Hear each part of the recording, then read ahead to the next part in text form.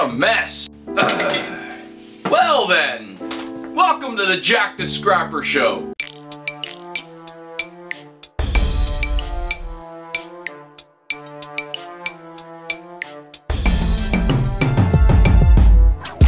Oh, here's something interesting. Something I get a lot of requests for is, hey Jack, how do you get people to call you? What kind of advertisements do you do?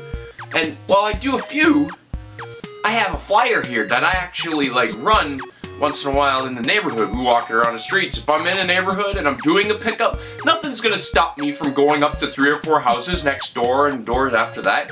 Depends. If I gotta be somewhere, I probably won't do it. But if I got nowhere else better to be and I'm picking up a fridge, I'm gonna go to the next 4 or 5 houses, make a quick circle, end up back at my truck, and then leave. I'm gonna drop the flyer off. I'm gonna show you what it looks like, and I'm gonna tell you why it looks the way it does. This is my flyer. It's got a recycling symbol on it because I sell myself to this neighborhood and this community as a recycler, not a scrapper. Not Jack the Scrapper. I don't sell Jack the Scrapper. I sell a businessman with a professional flyer scrapper. Let's go over why this looks like this, and I'm gonna tell you everything that I thought about before I made these flyers. Save our planet, recycle everything, free appliance and television removal. It just says what I do. I do charge for services such as removing from your basement. You know, I don't advertise that on the flyer. If you advertise things like you charge, you don't get as many calls. When they call, they're already on the phone. They've already got in contact with the person that they think they want to do the job because they called you. If they're calling you, chances are they're not gonna be looking up somebody else to see, you know, if there is a fee, if there is a service. Okay, so giant ass recycling symbol. Yep, I got a recycling symbol on there because people like it. I don't care. Not really. But recycling is, after all, what we do to make money. With less than 25 years until we top up the Binbrook landfill, we need to divert as much recyclables as possible. The reason why it's so specific as to the landfill of choice, because our local landfill probably only has 25 years. There's 700, 800,000 people contributing to the trash that's going in this landfill. I want all of their business because they're all within maybe maximum a half-hour drive in any direction. I can hit up 750,000 houses. I could probably hit up 700, 800,000 people with this flyer and have this still relative to those people. You know how, think about it. 700,000 refrigerators is how much? $17 million. If they're like 25 bucks a piece in a scrapyard, you know, scrap goes up and down. 25 is a pretty reasonable number. But look, let's read this. Look, it's got this nice little banner here to throw off the color balance. The reason why I took so much extra time making this is because this looks a heck of a lot better than a photocopied piece of paper. These work.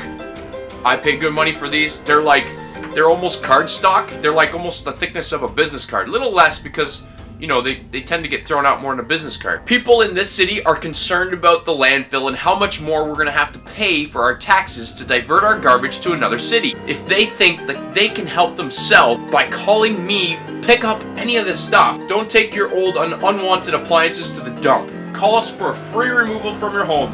We will recycle them safely and within all Ontario provincial guidelines. Okay. That last part's just to sound official. Just say, for example, say like I lived in Port St. Lucie.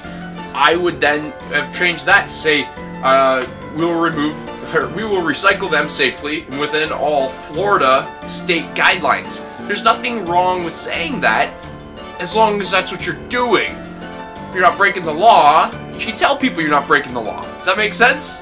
Why not? Email for questions. I've got half a dozen email addresses for my company. The reason is, when I do an advertising thing like this, if I go out and walk flyers around, or if I have people do that for me, I want to know that this is where those calls came from. I have different email addresses for different advertising. If I use Craigslist, I have an email address for Craigslist, so I know when I get the emails come in that yes, this is from Craigslist, my Craigslist advertising did good.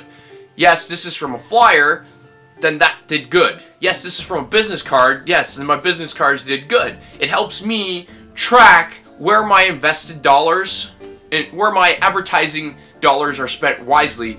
And same with the bag signs. You put a bag sign out. That's a different email address than the one I have listed on here. Call to schedule a pickup time and a phone number. Right at the bottom. Clean, simple, nice, professional, shiny.